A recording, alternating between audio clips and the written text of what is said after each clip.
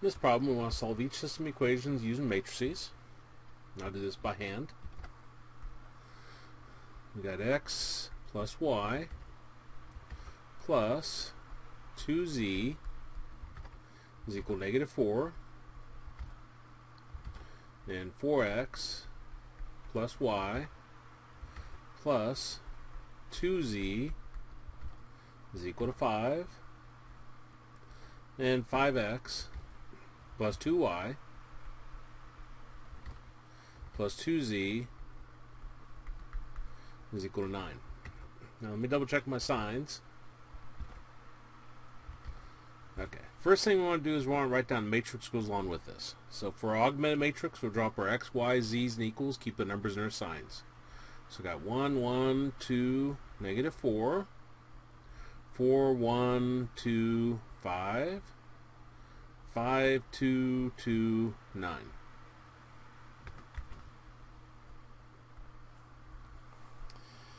Okay, with the Gauss-Jordan elimination, we first want to get a 1 in this position. We're going to work at getting 1s on our diagonals.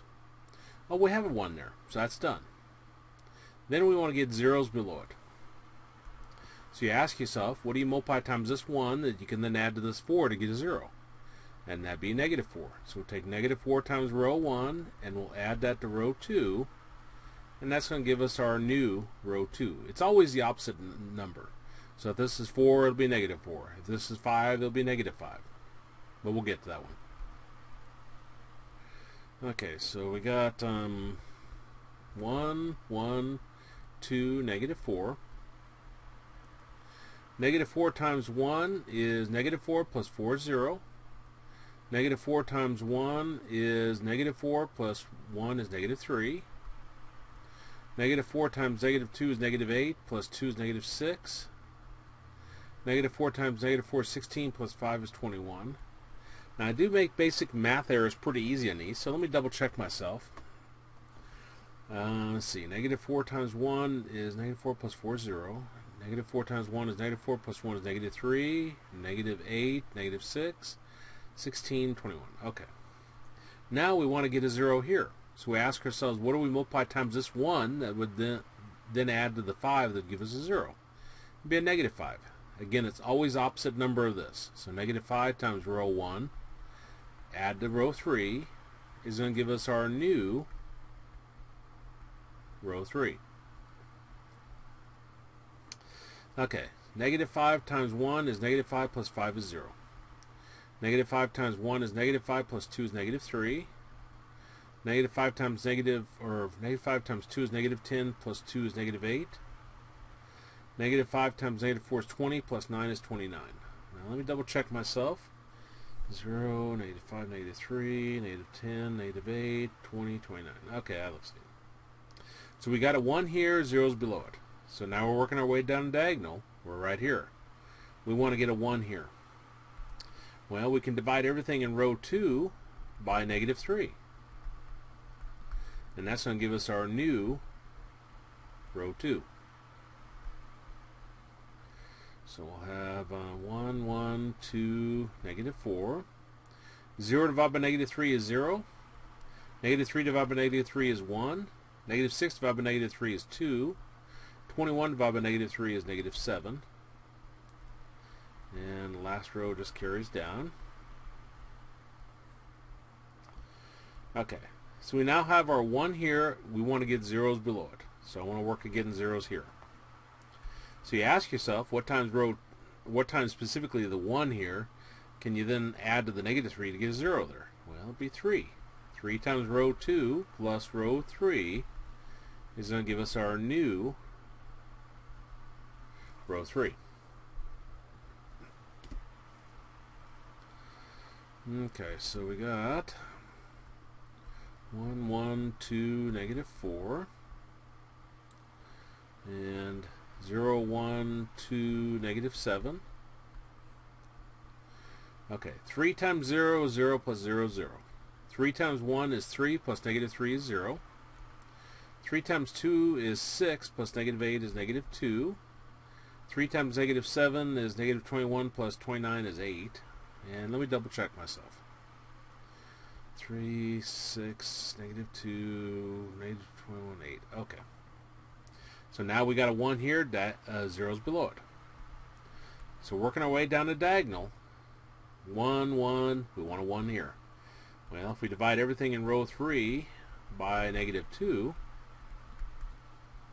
that's going to give us our new row 3.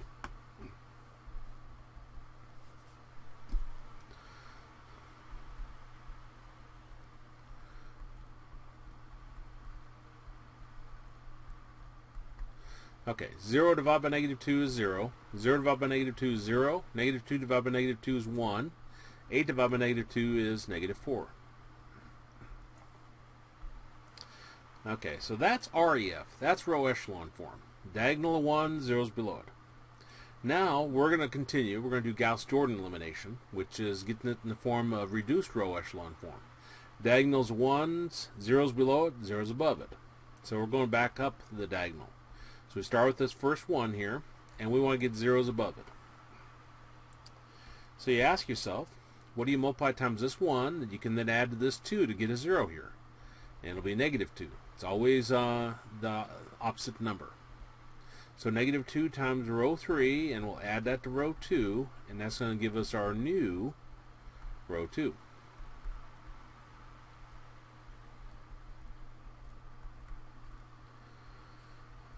Okay, negative 2 times 0, 0 plus 0, 0. Negative 2 times 0, 0, plus 1 is 1.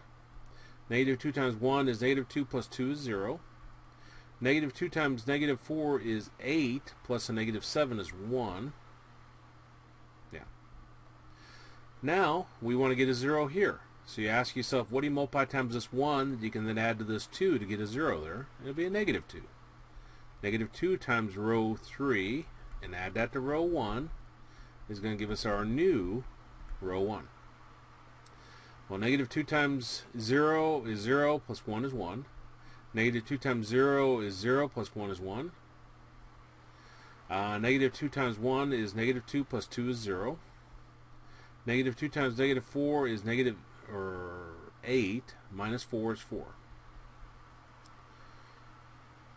Okay, just double check myself. So we got a 1 here, zeros above it. Working our way back up the diagonal, so I go to this next one.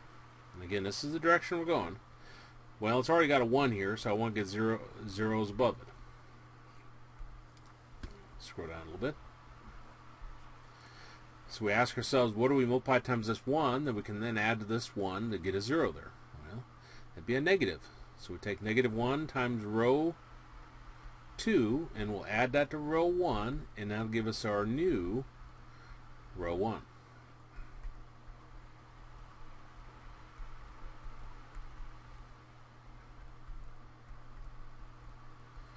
Okay. Negative 1 times 0, 0 plus 1 is 1. Negative 1 times 1 is negative 1 plus 1 is... Negative 1 times 1 is negative 1 plus 1 is 0. Negative 1 times 0 is 0 plus 0 is 0. Negative 1 times 1 is negative 1 plus 4 is 3. Assuming I said all that correct.